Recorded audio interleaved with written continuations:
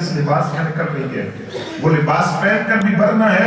میں آپ سے یہ بات بھی عرض کروں گا، آپ توجہ کریں، آج وہ مغرب کی جو تقلید میں عورتیں مغرب کی تقلید میں یہ لباس پہن کر ماحول بنانے کی کوشش کر رہی ہیں۔ آپ کو پتہ ہے اس مغرب نے عورتوں کے حقوق کی بات کب کی ہے؟ اقوام متحدہ جس کو کہا جاتا ہے UNO، یونائٹڈ نیشن کے اندر عورتوں کے حقوق کے لیے پہلی مرتبہ جو ادارہ بنا ہے وہ 1979 کے اندر 1979 میں بنا ہے۔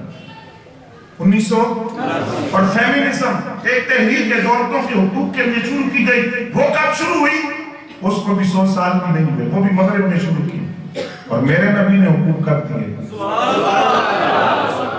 بیٹی آئی تو باپ کا اٹھ کے کھڑا ہوا، یہ آج سے 1400 سال پہلے کی بات ہے۔ پیشانی پر بوسے دیے، ہاتھوں کو چوما اور فرمایا بیٹی کی پیدائش پر منہ نہ بنانا، جس کی 2 بیٹیاں ہوں پرورش کرے پھر شادی کرے، وہ جنت میں میرے ساتھ جو ہوگا جس پر ہاتھ دیجیے وہ ہوگا۔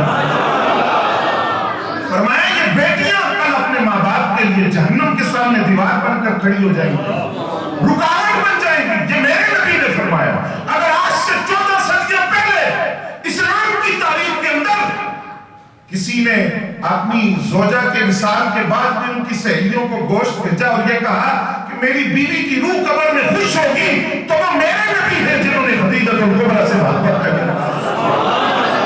اگر آج سے 14 صدیوں پہلے سرکار پیار سے کسی کو حمیرہ کہہ کر بلاتے ہیں، پیار سے حمیرہ کہتے ہیں، نام عائشہ صدیقہ ہے، تو وہ میرا نبی ہے۔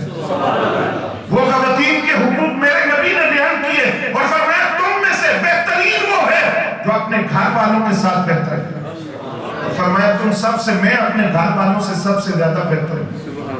صحابہ کرام کہتے ہیں ہم مختلف دروازوں پر، ازواج مطہرات کے دروازوں پر جا کر پوچھا کہ حضور کے نجی معاملات کیا ہیں، خانگی معاملات۔ جب سرکار گھر میں آتے ہیں تو پھر حضور کے معاملات کیا ہیں؟ حضرت عائشہ صدیقہ طیبہ طاہرہ فرماتی ہے حضور آ کر اگر ہم کھانا پکا رہے ہیں حضور اس میں بھی شریک ہو جاتے ہیں۔ جس طرح گھروں کے اندر، فیملی کے اندر، جب فیملی کے لوگ اکٹھے ہو کر بیٹھتے ہیں تو کوئی خاندان کی پرانی باتیں شروع ہو جاتی ہیں، فرماتی ہے ہم باتیں کرتے تو حضور بڑی توجہ سے سنتے ہیں۔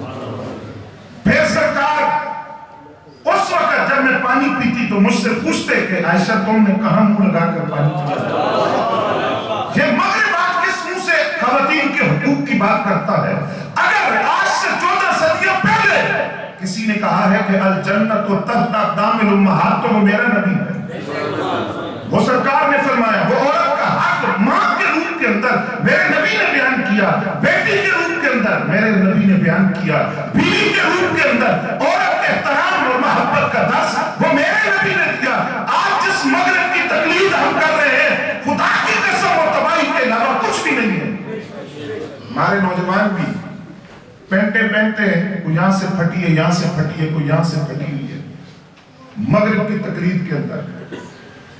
مغرب کو خوش کرنے کے لیے میں یہ بات عرض کروں کہ حضور صلی اللہ علیہ وسلم نے تو اس موقع پر جب اذان کے حوالے سے مشاورت ہوئی کہ نماز کے لیے صحابہ کو کیسے اکٹھا کیا جائے، تو ایک صحابی نے مشورہ دیا کہ حضور آگ جلائی جائے، آگ جلے گی لوگ دیکھیں گے تو پتہ چلے گا نماز کا وقت ہو گیا، جماعت کھڑی ہو جائے گی۔ آپ نے فرمایا نہیں، مجھے یہ طریقہ پسند نہیں ہے۔ کیوں؟ فرمایا یہ مجوسیوں کا طریقہ ہے۔ پھر فرمایا حضور ناقوس ڈھول بجایا جائے، فرمایا مجھے یہ طریقہ بھی پسند نہیں۔ کیوں؟ فرمایا یہ عیسائیوں کا طریقہ ہے۔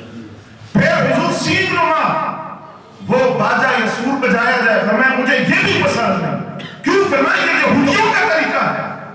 تو پھر بھی ہم یہ بات نہ سمجھیں کہ میرے نبی فرمائے من تشبہ بقوم فہو منہم، جو کسی قوم سے مشابہت اختیار کرتے وہ انہی میں سے ہے۔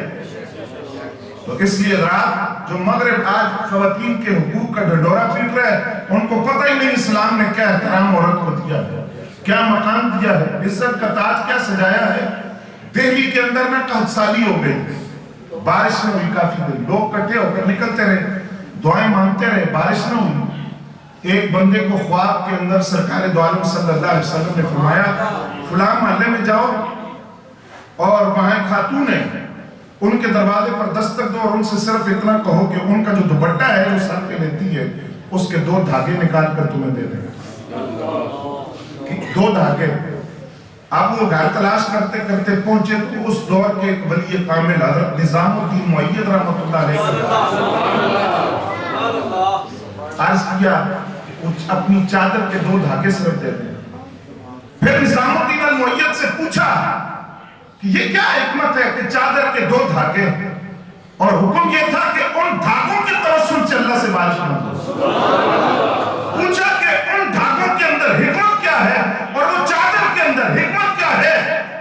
تو جواب ملا کہ وہ اتنی پاک باز عورت ہے کہ آج تک کسی غیر مرد نے نگاہ اٹھا کر اس کی طرف نہیں دیکھا. وہ اتنی شرم و حیا والی ہے تو اس کے ساتھ کی چادر میں اتنی برکت ہے کہ چادر پوری بھی نہیں لانی، اس کے 2 دھاگے لا کر ان 2 دھاگوں کا توسل اللہ کی بارگاہ میں پیش کرو، رب کائنات بارش برسائے گا، اتنی بارش کے قحط سالی ختم ہو جائے گا.